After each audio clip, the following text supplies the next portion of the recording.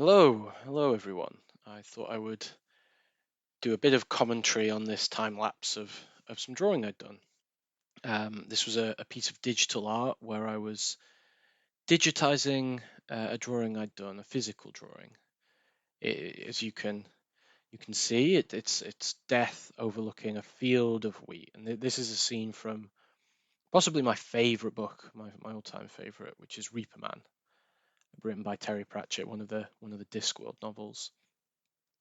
And so I'm working from a reference image, which I would always recommend. I think that makes life a lot easier, and it's nice as well sometimes when that reference image is your own work, your own creation.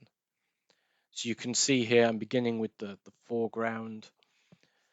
I'm being quite good with the layers here. I do work with layers. You have to when you're doing digital art, but I'm not always that good at sticking to the naming and being quite so consistent. So you can see here I went and grabbed a reference image, went to went to the internet and got a reference image for the wheat.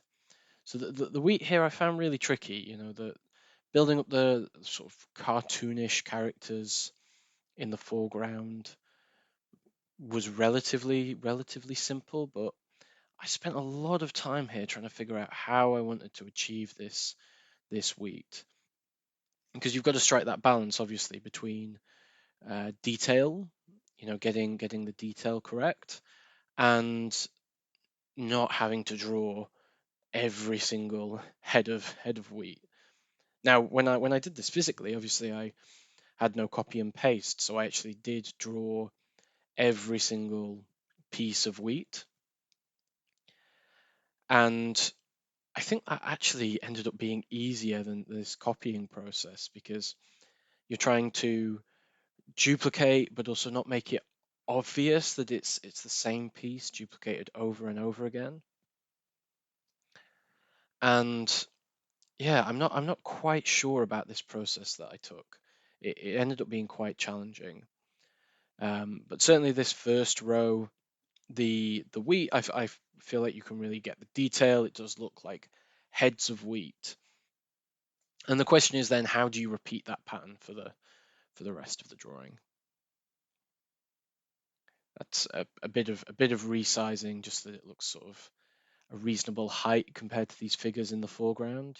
Bearing in mind death is supposed to be a particularly tall, for a skeleton, and the little mouse as well gives you an idea of the scale.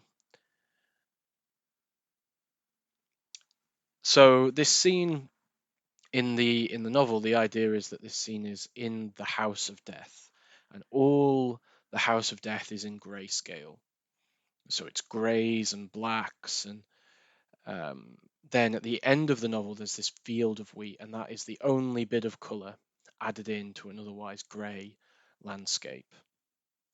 So it was quite important to me here to make sure that this wheat had a vibrant colour, as that's kind of a key point in the story. Really, it kind of shows you what Death has learned by the end of the book. So here I'm flicking back to the reference image, trying to think about how I want the hills to be, how I want to make sure that it looks like the fields of wheat roll off into the distance.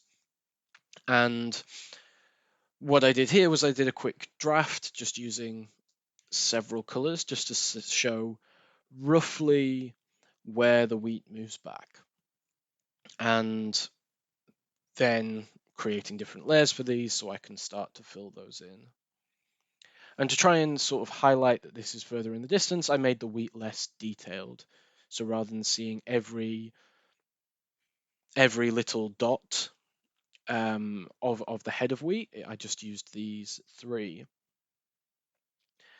Now, I wonder whether I could have just used the original kind of head of wheat design and just made it smaller, just shrunk it into the distance. But I was a little bit worried that it was just going to obscure all of the details and it would end up looking too black. There would be too much of the black outline and not enough of the color, which, as I highlighted, is the main point of this scene. It has to be colourful.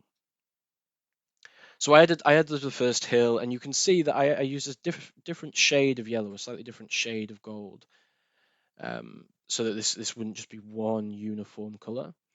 And here I actually added sort of more of a green tinge. So wheat, can be ranging from green to gold, and so that's kind of the green I went for here. Different stages of growth, I suppose. And my thinking then was, you'll see later in the video, I went back to that gold for the wheat in the background. Um, so here you can see quite a bit of this was copy and paste, but then you've got to fill in the gap, making sure there's a layer behind so that there's all color, and then filling in some of the stems. So it does look like there is wheat behind each of the ones you've drawn. Now for this final design, I tried to remove the detail a little bit yet again. So each head of wheat was just sort of a bit of a circular blob rather than split out. And I think this did some of what I wanted it to, but I worry that this ends up looking a bit more like seaweed actually than wheat. So if I were to redo this section, this is probably the first bit that I would change. Edit these to be a little bit more wheat-like. Yeah, just something about it doesn't quite sit there for me, but something I like to do when I'm drawing is just kind of move on. It's very tempting to become a perfectionist and to spend hours and hours on the same drawing. But what I find sometimes is that can suck the joy out of it. I think this piece took me about an hour and a half in total, and that was enjoyable. It was quite relaxing, this sort of drawing, repeating, coloring exercise.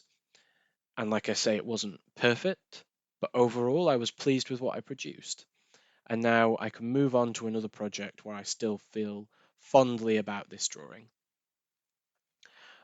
Whereas I feel like if I'd have taken 6 hours absolutely perfecting these fields of wheat, they probably would have looked a lot better, but I would have come to hate it by the end. So yeah, a little tip if you find yourself perhaps struggling with how much you with getting drawings done, sometimes it's better just to finish a piece of work and move on.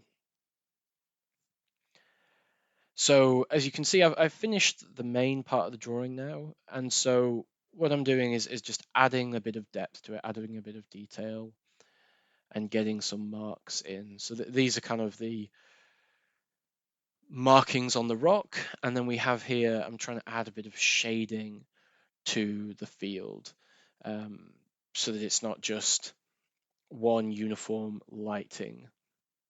A bit of shading to the rock, and then coming in just adding a little bit to the characters as well, just to give them make them look a little bit less flat. Now I did edit the shading on the field slightly after I stopped recording as well, so you might see that change slightly in the final product. But yeah, here I'm adding in the text. So this is a quote from the novel. What can the harvest hope for, if not for the care of the Reaper Man? It's one of my favorite quotes. I think the emotion behind it makes a lot more sense if you read the book. But yeah, this was kind of the quote that inspired me to do this piece. So you can see for the shading in the sky, I initially went with some more cartoony block colors, but I didn't quite like how they looked. And so I instead gave this faded version. And I'll just put up now the finished image. Yeah, there we go. I'm quite pleased with that. It was a quick drawing, a quick digitalization of a physical piece I'd done. And I hope that you like it too. Thanks for watching, and yeah, I might see you in the future.